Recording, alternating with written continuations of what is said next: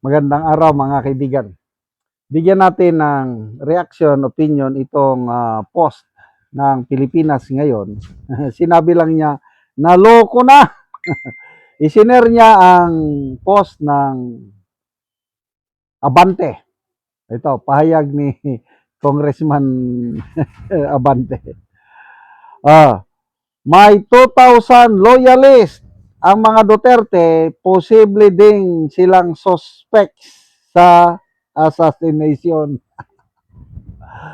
Yung bang kay BP Sara na grave threat laban kay PBBM Lisa and Martin Romualdez, hinahanap nila sino yung posibleng suspect na hinire ni BP Sara na manggurgur, titira sa tatlo. Nagsalita yung NBI director sa hearing, sinabi na tinutukoy pa nila, ongoing pang investigation, kaya lang nabanggit na posible, di umano, ang hitman baka manggaling doon sa mga security personnel ni Bibi Sara. Ano ba yan? Mismong mga sundalo at pulis? Hindi ako maniwala dyan.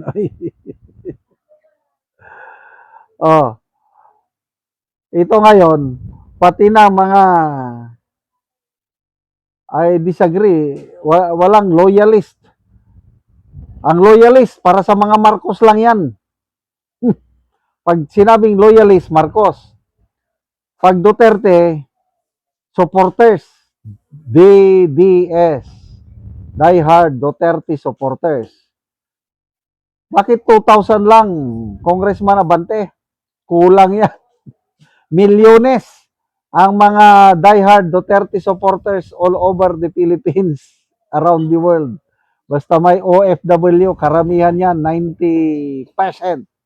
Sa tingin ko 90% mga OFWs, mga DDS. So pinaghihinalaan nyo na kami, mga DDS, suspect sa assassination. Parang nahulog sila sa patibong ni BP Sara yung pahayag niya ngayon na yun eh. Kasi pinag-aralan namin psychological warfare. Kung matalo mo yung kalaban mo without firing a single shot, mapahina mo ang kanyang will to fight, matakot mo siya, ma-torture mo ang kanyang pag-iisip, talagang talo ka.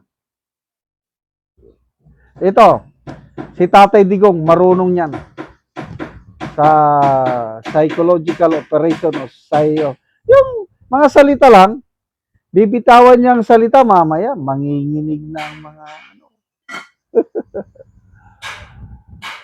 So, grabe.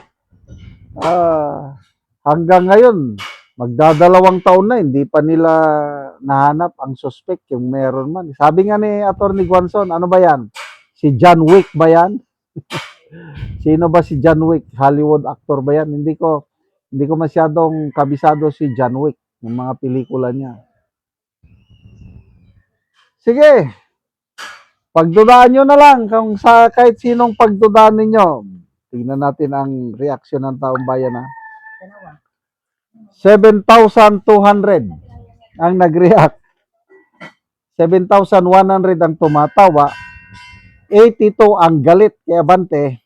37 lang ang nag-like or naniniwala sa kanya. Dam Ismail, parang ang probinsyana ito daming pakulo, ang daming twist. Peter Talabong, ha ha ha. Ibig pala sabihin 32 million yung suspect. Ayos pa kaya ang isip. Tama. Yung mga bumoto kay BP Sara, mga loyalist yan ang ay supporter ng Duterte, posibleng suspect na mga hitman. Ano ba yon? Mang Carding, Abante ang edad. Bernard, dito ako magtatago.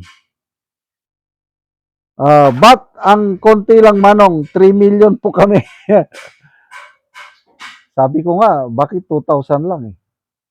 Yeah, milyones. Yung diehard, ano, kung yung bumoto, hindi naman mga diehard supporters yung bumoto. 3 million, maliit yan. Nakaabot ng 5 million ang mga DDS. Yung talagang ano, kasi yung sa survey ng WR numero, tinanong, ano ka ba? Maka Duterte, maka Marcos, maka Kakamping, or ano, neutral. 33% ang nagsabi mga DDS sila. 22% Marcos. Ilan yun? 15% Kakamping and remaining neutral.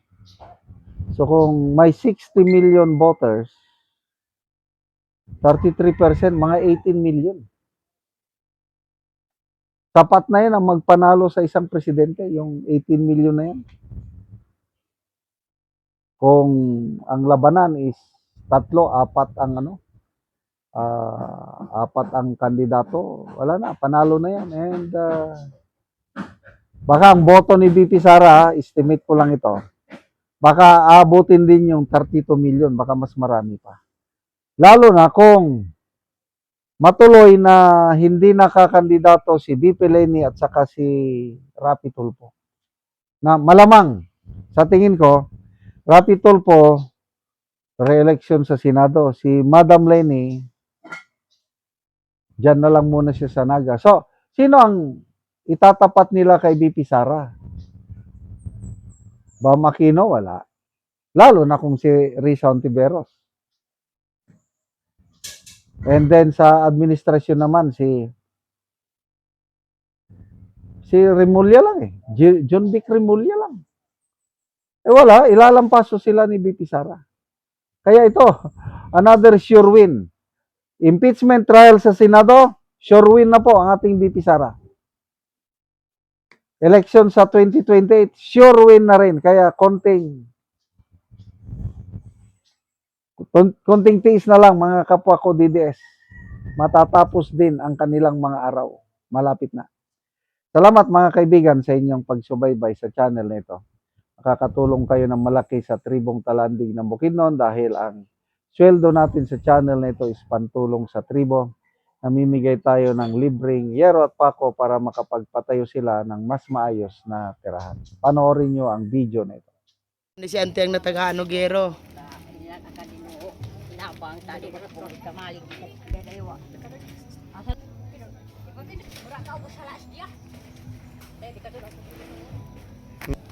Wala ni ang balay ni Ante. Sumuuna ni ang itsura sa atop ni Ante. Natabangan siya og gero.